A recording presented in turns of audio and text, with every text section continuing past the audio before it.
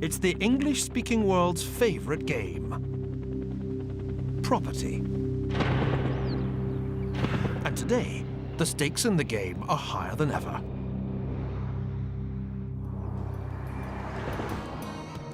The original property game we know today as Monopoly was actually invented back in 1903 to expose the unfairness of a social system where a small minority of landlords screwed the majority of tenants.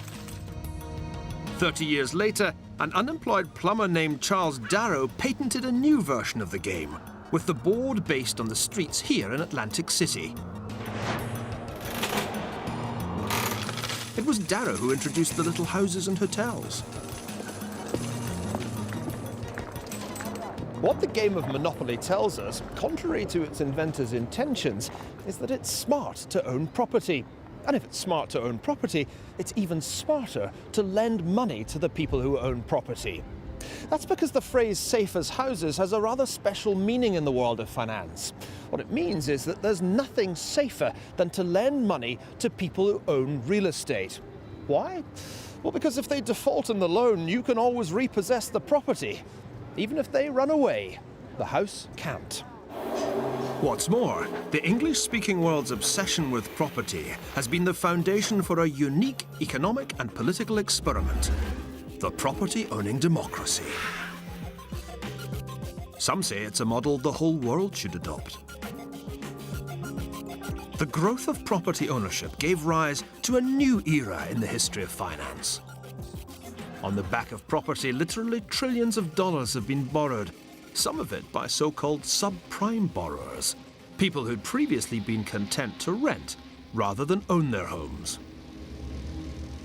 So it's come as rather a shock to millions of people that real estate is fundamentally no different from any other financial asset. Its price can go down as well as up. It turns out that no amount of financial alchemy can turn little suburban boxes into treasure chests with roofs. Which raises the question, is property really as safe as houses? Or could it be that we've let our love affair with real estate get completely out of proportion?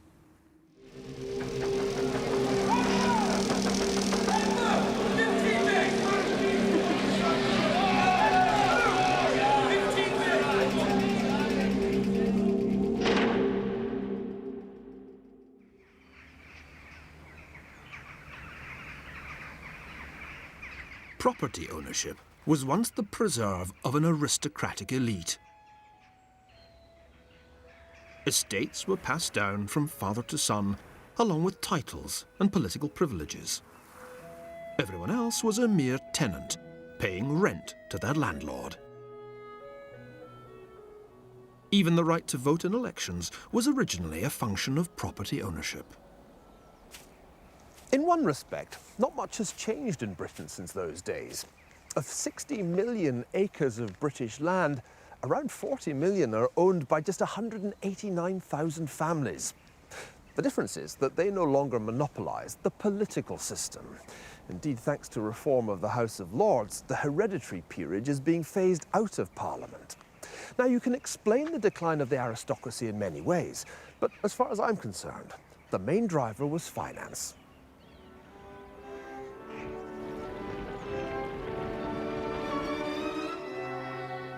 Until the 1830s, fortunes smiled on the British landowning elite, the 30 or so families with gross annual income from their lands above £60,000 a year, roughly £150 million today. With such vast property assets backing them and income from agriculture booming, it was hard to see how the aristocracy could fail to flourish. Yet by ignoring a fundamental truth about property, they ensured their own decline.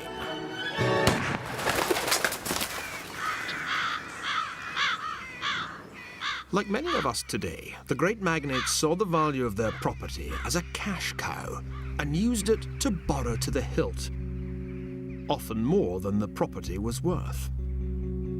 What they'd failed to understand is that property is only a security to the person who lends you money. As a borrower, you still have to earn the money to pay back the loan. And for the great landowners of Victorian Britain, that suddenly became a very difficult thing to do. Nowhere was the pain more acute than here in the heart of rural Buckinghamshire.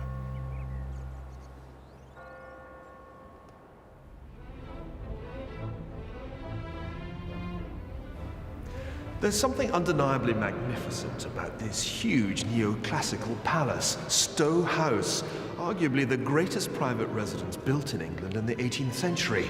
Just look at these extraordinary scagliola pillars, or the stunning elliptical plaster ceiling. And yet there seems to be something missing, or rather many things, because once, in each of these alcoves, there was a Roman statue.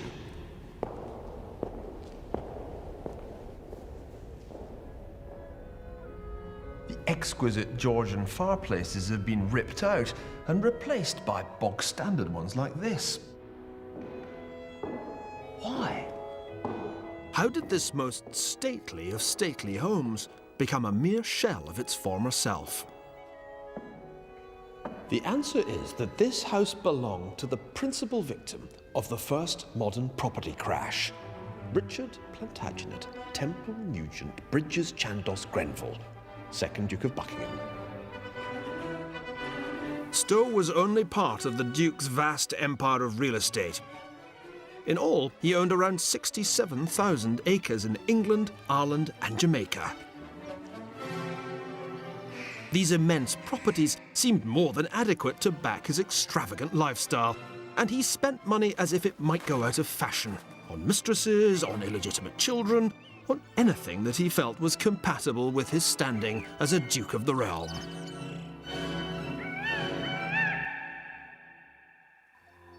By 1845, the jig was up. Grain prices had begun their long slide downwards, and so had the income from agricultural land. Rural property prices plummeted. Suddenly, the aristocracy found that their borrowings had outrun the value of their estates. The Duke was spending far more than his income, and most of that was being absorbed by interest payments. But there was to be one final bout of conspicuous consumption. In preparation for a visit by Queen Victoria and Prince Albert, the Duke decided to splash out and refurbish Stowe House from top to bottom.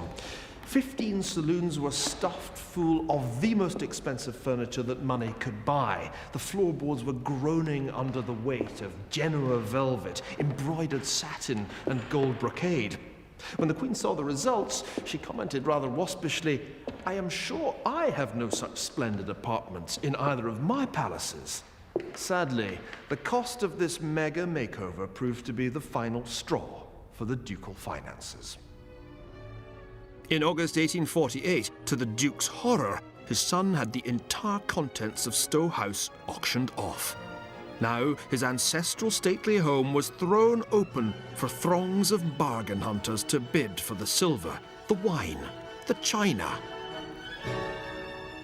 Today, Stowe is a private boarding school.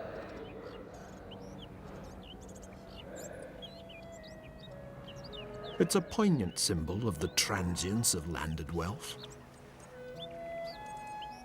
In the modern world, it turned out, a regular job and a steady income mattered more than an inherited title, no matter how many acres you owned.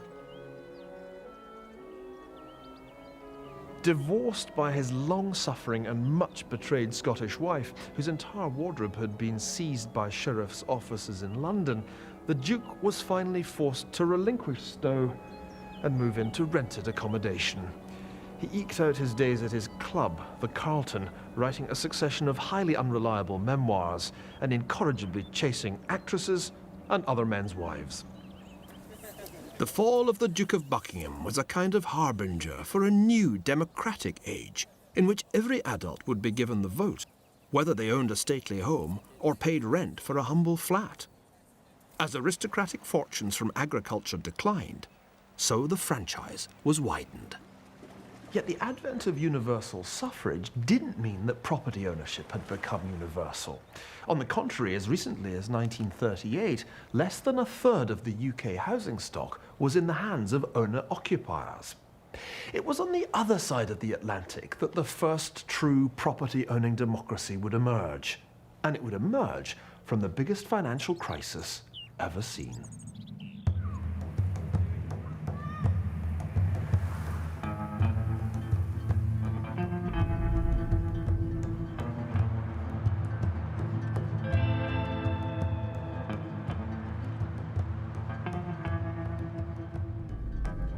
An Englishman's home is his castle, and Americans know that there's no place like home too, even if all the homes are rather similar.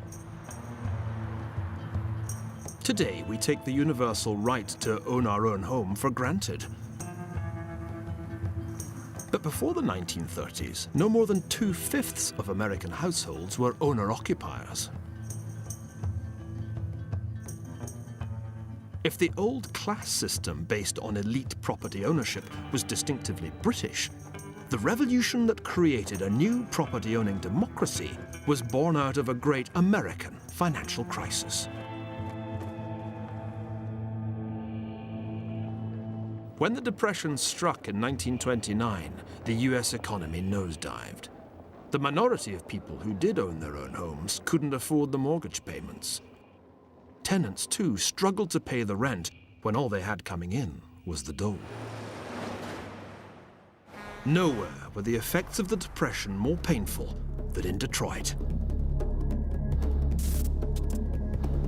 Soon the automobile industry here employed only half the number of workers it had in 1929, and at half the wages. By 1932, the dispossessed of Detroit had had enough. On March the 7th, 5,000 workers laid off by the Ford Motor Company marched to the factory to demand unemployment relief. What followed would force Americans to completely rethink their attitude to property ownership.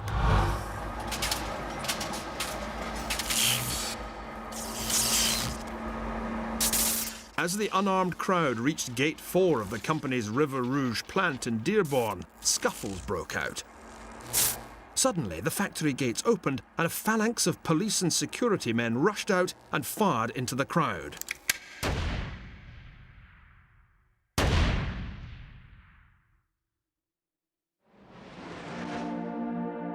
Five workers were killed. Days later, 60,000 people sang the Internationale at their funeral.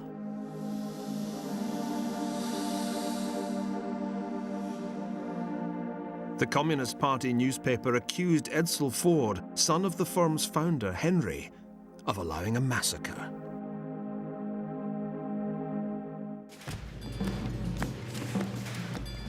Could anything be done to defuse what was beginning to seem like a revolutionary situation, pitting the seriously propertied Fords against their propertyless ex-employees? In a remarkable gesture of conciliation, Edsel Ford turned to a Mexican artist named Diego Rivera. He invited him to paint a mural that would show Detroit's economy as a site of cooperation, not class conflict.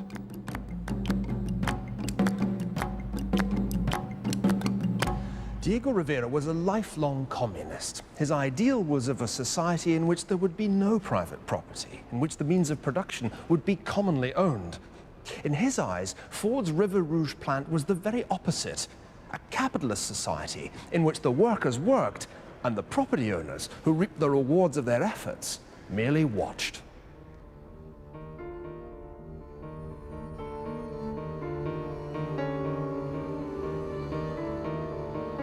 When the murals were unveiled in 1933, the city's dignitaries were appalled.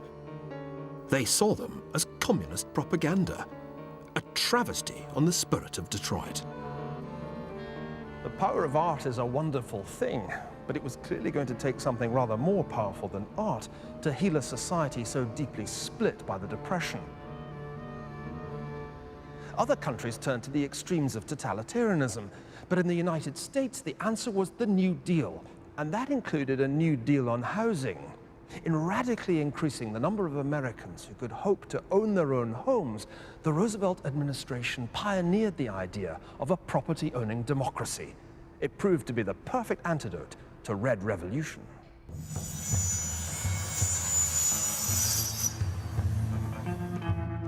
In effect, the government would rig the housing market to incentivize Americans to become property owners. Customers at local mortgage lenders, known as savings and loans, the equivalent of British building societies, would have their deposits guaranteed by the government, even if a bank went bust. Crucially, a new federal housing administration was set up to offer larger, longer, and lower interest loans. After the 1930s, most mortgages in the United States were fixed for 20 or 30 years. A new Federal National Mortgage Association, nicknamed Fannie Mae, was set up to create a nationwide market for home loans.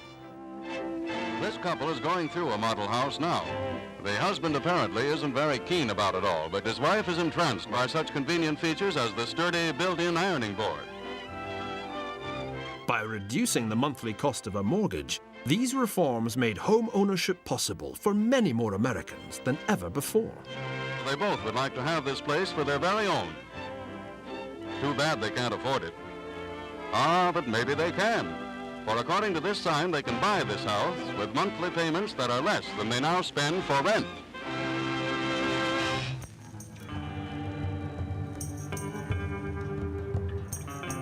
It's not too much to say that the modern United States, with its seductively samey suburbs, was born out of these New Deal reforms. From the 1930s then, the US government effectively underwrote the mortgage market, bringing borrowers and lenders together. And that was the reason for the big explosion in property ownership and mortgage debt in the decades after World War II. There was just one catch. Not everyone in American society had an invitation to the property-owning party.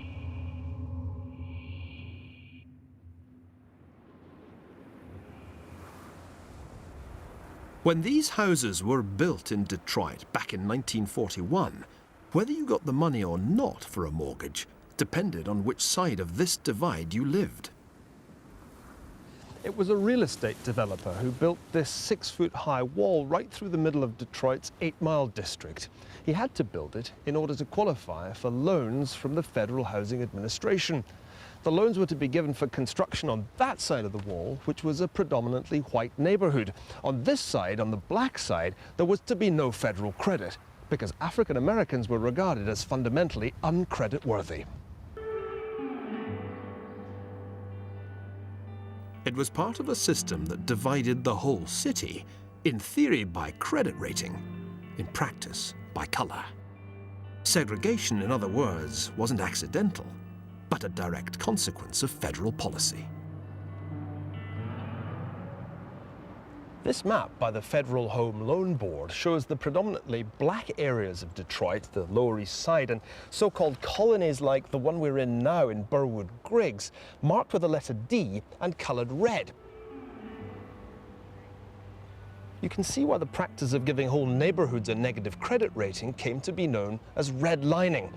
The result was that when people from around here needed mortgages, they had to pay significantly higher interest rates than the folks in the white part of town. Half a century later, the two categories of borrowers would come to be known euphemistically as prime and subprime. But in the 1960s, this divide was the hidden financial dimension of the civil rights struggle. Blacks were to be excluded from the new property-owning society. There would be a heavy price to pay for this exclusion. On July the 23rd, 1967, property in Detroit literally went up in flames. 4 days of rioting, looting, and arson rocked the city of Detroit in the worst outbreak of urban racial violence this year. Anger at economic discrimination spilled over into 5 days of rioting that left 43 people dead. Significantly, most of the violence was directed not against people, but against property. Nearly 3,000 buildings were looted or burned.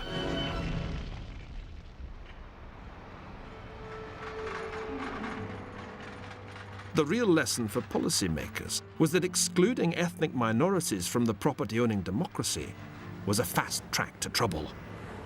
To make people feel like stakeholders in the social status quo, you had to make them property owners. Indeed, widening home ownership might even turn the malcontents into conservatives. This was a lesson that Margaret Thatcher was quick to learn. Here in Britain, the idea of the property-owning democracy became a keystone of 1980s conservatism. By selling off council housing at bargain basement prices, Thatcher ensured that more and more British couples had a home of their own. That also meant that more people than ever had mortgages. Up until the 1980s, government incentives to borrow money and buy a house made pretty good sense for the average British family. Interest rates were relatively low in the 60s and 70s, and the inflation rate tended to creep up, so that the real value of mortgage debt tended to fall. But there was a sting in the tail. The very same governments that professed their faith in the property-owning democracy were also committed to fighting inflation. And that meant raising interest rates. The British and American policy of encouraging people to take out mortgages and then cranking up interest rates led in the late 80s to one of the most spectacular booms and busts in the history of the property market. It was to the 80s what the subprime meltdown has been in our own time. The first, but not the last time that America's mortgage market has gone stark, raving mad.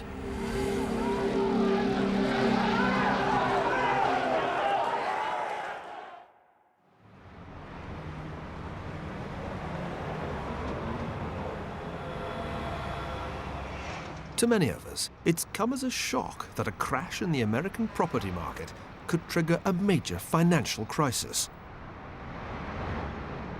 In fact, as so often in the Ascent of Money, it's happened before.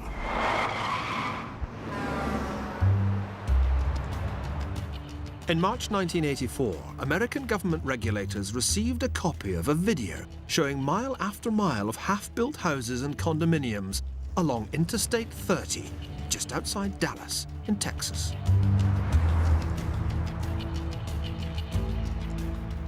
You can still see the empty slabs today. The investigation triggered by these unbuilt homes would expose one of the biggest financial scandals of all time, a scam that would make a mockery of the idea of property as a safe form of investment. This isn't a story about real estate, more like surreal estate. Savings and loan associations, America's building societies, were not only central to Roosevelt's New Deal on housing. By the 1970s, they were the foundation of America's property-owning democracy. Then, in the 1970s, the savings and loan industry was hit first by double-digit inflation and then by higher interest rates. It was a lethal double punch for institutions that were forbidden by law to raise the rates they paid to savers, and which were receiving interest payments from local mortgage borrowers that had been fixed decades before. The response in Washington was to remove nearly all these restrictions. When deregulation was enacted in 1982, President Reagan was cock-a-hoop. All in all, I think we hit the jackpot. Well, some people certainly did. Liberated from the old constraints, the people running savings and loans suddenly saw a chance to make some serious money from the once boring business of mortgage lending. By raising savings rates, they could attract much more money from depositors. Then they could use these deposits as the basis for as many loans as they liked. Crucially, though, one thing didn't change. Savers' deposits were still insured by the government. It was an invitation to a gigantic free lunch for financial cowboys. This is the Wise Circle Grill just outside Dallas, filled every lunchtime with local citizens of unblemished integrity. 20 years ago, the clientele was rather different. The city of Dallas had more than its fair share of fraudulent savings and loans. And this was where the Dallas property cowboys came to hang out. The Wise Circle Grill was the place to have brunch when they weren't whooping it up on their South Fork-style ranches. It was all very, very 1980s. One group of Dallas developers, the Empire Savings and Loan Association, offered the perfect opportunity to make money out of thin air, or rather, out of flat Texan land. The surreal saga of Empire Savings and Loans began when Chairman Spencer Bain teamed up with a flamboyant high school dropout turned property developer named Danny Faulkner, whose speciality was extravagant generosity with other people's money. The money in question came in the form of deposit accounts on which Empire paid alluringly high interest rates. This is Faulkner Point, one of the very first developments that Danny Faulkner ever built. And it spawned a veritable empire of Faulkner Crest, Faulkner Creek, Crescent, Faulkner Fountain, Faulkner Oaks. Danny Faulkner's favourite trick was the flip. He would buy some parcel of land for peanuts and then sell it on to naive investors who got the money lent to them by, you guessed it, Empire Savings and Loans. And Danny Faulkner may have claimed that he was illiterate, but he certainly wasn't innumerate. Many investors never even got a chance to view their properties close up. Faulkner would simply fly them over in his helicopter without landing. By 1984, property development in Texas was out of control, paid for by government-guaranteed deposits that were effectively going straight into the pockets of the developers. On paper, at least, the assets of Empire had grown from $12 million to $257 million in just over 2 years. The trouble was that the demand for condos by Interstate 30 could never possibly have kept up with the vast supply that was being generated by Faulkner, Blaine and their cronies. When the regulators finally blew the whistle in 1984, that reality could no longer be escaped, and hundreds of the buildings that they erected ended up being bulldozed or burnt to the ground. Today, 24 years on, it's still a Texan wasteland. In 1991, Faulkner and Bain were both convicted and jailed for fraud. One investigator called Empire one of the most reckless and fraudulent land investment schemes in American history. In all, nearly 500 savings and loans collapsed. According to one official estimate, nearly half had seen criminal conduct by insiders.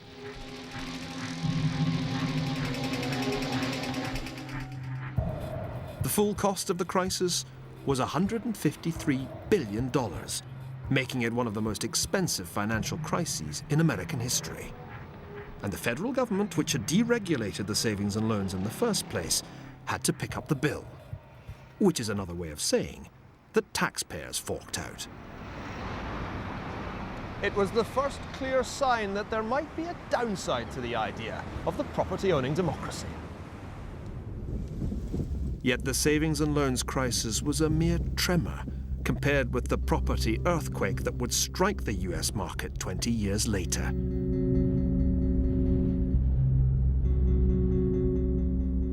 Savings and loans was an all-American crisis, but the subprime quake would shake the entire world of finance to its very foundations.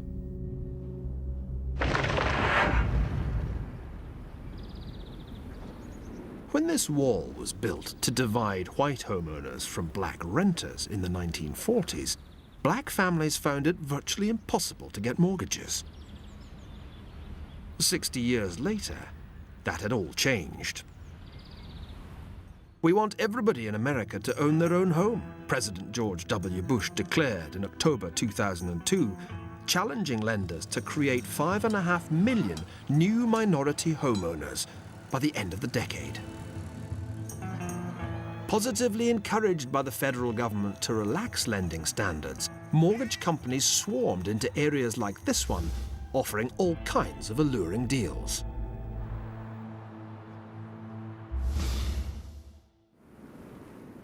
Because so many of the new borrowers had patchy credit histories, these loans came to be known as subprime. No income, no job, no assets. That made you a perfect candidate for a ninja loan. The problem was that behind low introductory payments, these new mortgage loans were very different from the old 30-year fixed-rate repayment loans of the past. Since the 1980s, the housing game has radically changed throughout the English-speaking world. Mortgages are for shorter and shorter durations, and more borrowers are opting for interest-only mortgages. That makes households far more sensitive than they used to be to interest rate hikes. So how come the lenders didn't worry that these subprime borrowers were almost certain to default if interest rates rose? The answer to that question, and the key to the subprime crisis, was another S word: securitization.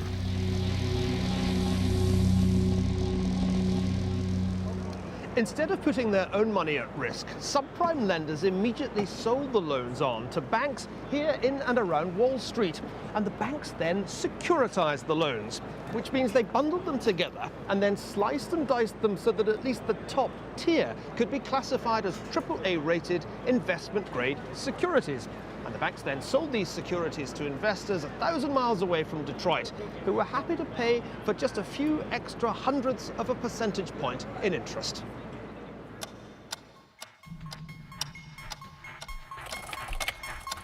The key to securitization was the distance between the mortgage borrowers in, say, Detroit, and the people who ended up receiving their interest payments. By the time small towns in Norway bought these securities, they had no idea what was really behind their investment. Financial alchemy? Well, it was a business model that worked beautifully as long as interest rates stayed low, people kept their jobs, and real estate prices continued to rise.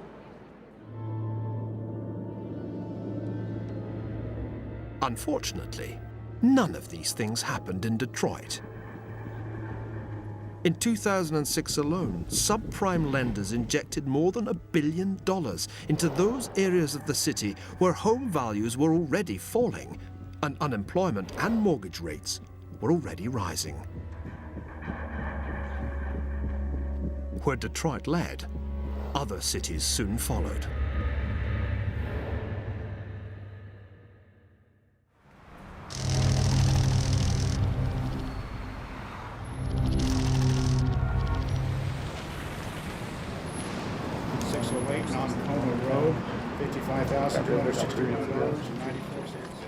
It's Thursday at noon, and I'm witnessing a twice-daily ritual here on the steps of the Memphis courthouse.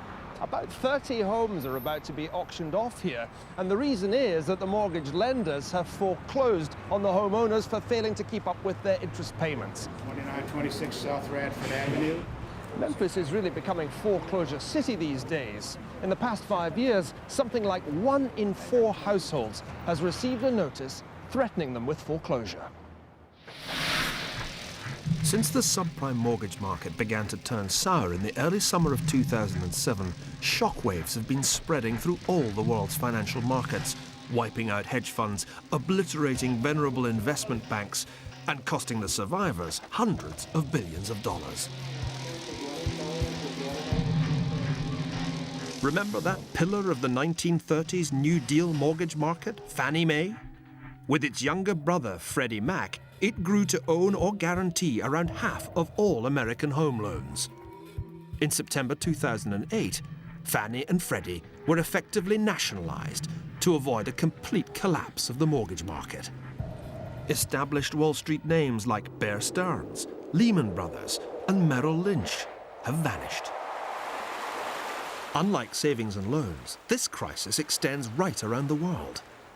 The 4 Norwegian municipalities of Rana, Hemnes, Hattfjelldal and Narvik, which had invested their citizens' taxes in subprime-backed securities, are now sitting on an investment worth roughly 15% of what they paid for it, a loss of $100 million.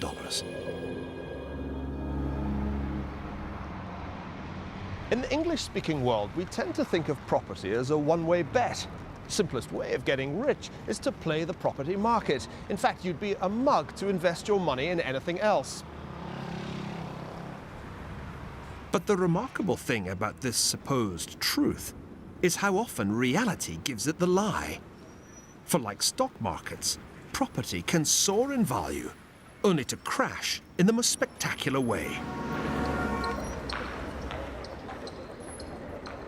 In Britain, between 1989 and 1995, the average house price fell by 18%.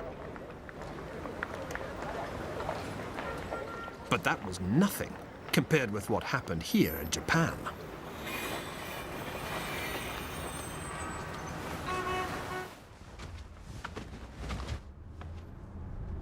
Yeah, the view's good.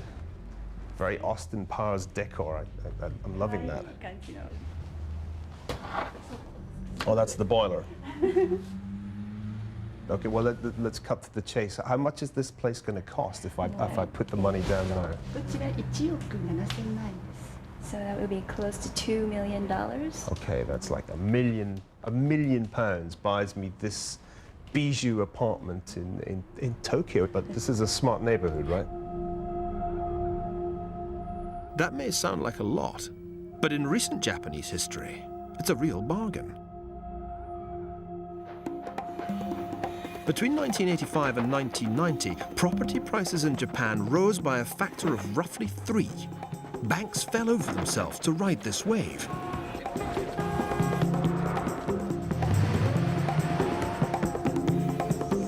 But it wasn't a wave, it was a bubble. And in 1990, it burst. Prices here in Tokyo fell by 75%, wiping out all the previous gains. This has cost £1 million now. How much did it cost back in 1990 at the peak of the property bubble? So roughly 3 times. 3 value. times. So close to possibly $6 million. £3 million. Wow. You know, we think we've had a property crash in the West, but this is a real property crash.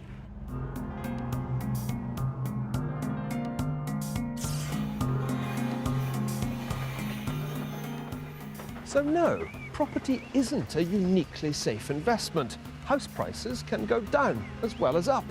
And as assets go, houses are pretty illiquid, which means you can't unload them in a hurry if you get into a financial jam. And that pretty much is the downside of the idea of a property-owning democracy. The question now is whether we English speakers have any business trying to export our model to the rest of the world.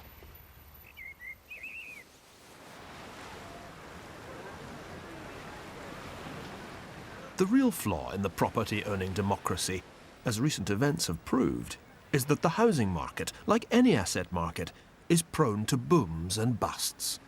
But maybe there's another way of looking at property, as a means of unlocking new wealth by providing collateral for aspiring entrepreneurs. Could property ownership be the answer to the problems of the world's poorest countries? You've heard of subprime borrowers. Well, welcome to a subprime country. Argentina, where economic underachievement has been a way of life for a century.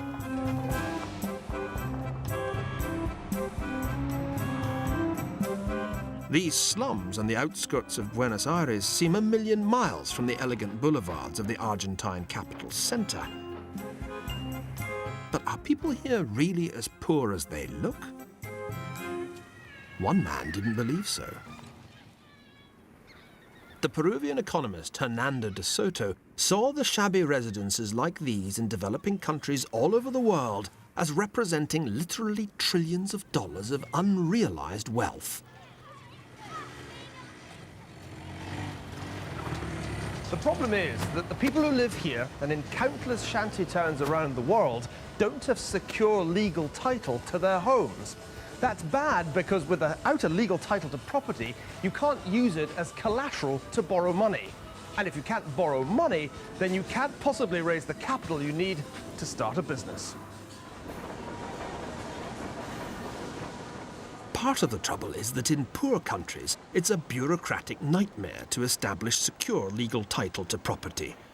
It can take months, sometimes years longer than in the English-speaking world.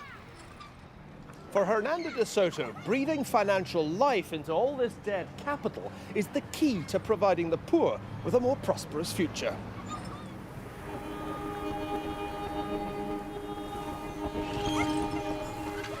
The shanty town of Quilmes, on the southern outskirts of Buenos Aires, provides a natural experiment to test De Soto's theory.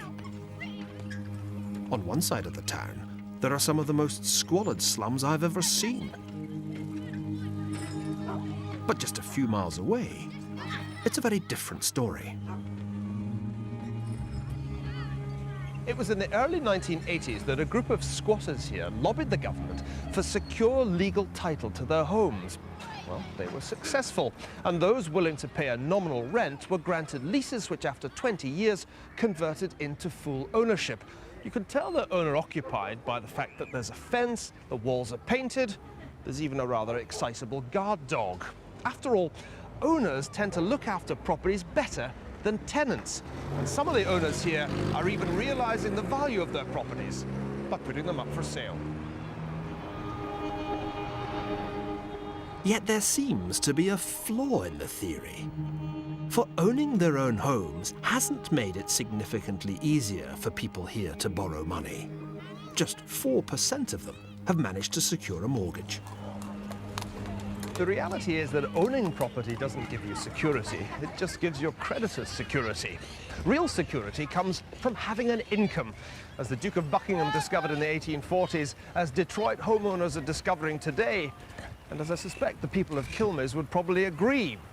For that reason, it probably isn't necessary for every entrepreneur in the developing world to take out a mortgage on his home, or for that matter, on her home.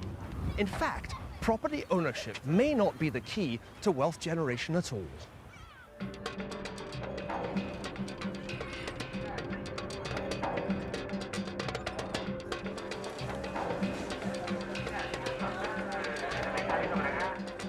This is Betty Flores. She runs a small coffee shop in El Alto, a poor suburb of the Bolivian capital, La Paz. Betty is one of an increasingly large number of women around the world who have borrowed money with no security at all. She's the personification of an extraordinary new financial movement known as microfinance. Did you borrow the money to set up this coffee stand? ¿Has prestado dinero para empezar tu empresa de servir cafecito y té? No, solo para hacer el mesón. Para hacer mesón. It was to make the stand. Oh, I she see. borrowed money to make the stand. Has she paid it all back? Ya, con esto mismo. She's paid off with this business already a long time ago. Oh, I see. Stories like Betty's point to one of the great revelations of the microfinance movement in a country like Bolivia. It turns out that women are actually a better credit risk than men, with or without a home as security for the loan. It all rather flies in the face of the conventional image of the spendthrift female. These women are hardly what you would call good financial risks. They probably have just a few dollars between them. Yet with no security, they're being lent money. Here in Bolivia, lenders have come to realize that creditworthiness may, in fact, be a female trait. Carmen Velasco set up Pro Mujer to provide finance to poor but enterprising women. Because the loans are unsecured by property, the challenge is to get the women to pay them back. But they do. From day one, they have to know that they have to repay on time, that they have interest rates, and they have to save. So it's a process of learning. At the beginning is very difficult because they are not used to handle a loan, but little by little they get used to it, and they feel so proud when they repay.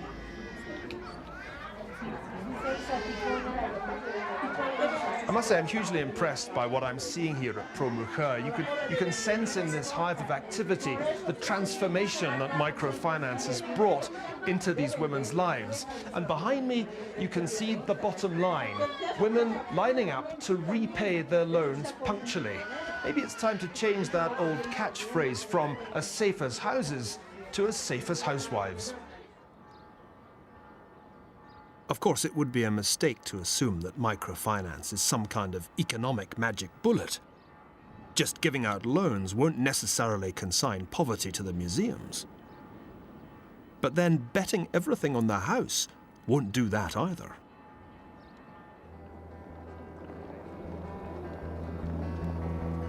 Financial illiteracy may be rampant, but somehow we were all experts on one branch of economics, the property market. We all knew that property was a one-way bet. Except that it wasn't. All over the world, it seems, property prices are falling. From Memphis to Santiago. From London to La Paz.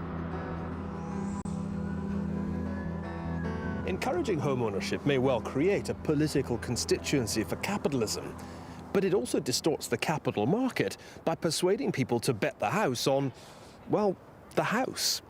People need to borrow money, of course, to start up businesses or to buy expensive assets, but it seems dangerous to lure them into staking everything on the far from risk-free property market. From Buckinghamshire to Bolivia to Bonnie, Scotland, the key is to strike the right balance between debt and income. And next week I'll be suggesting that the entire world economy is in the process of getting that balance perilously wrong.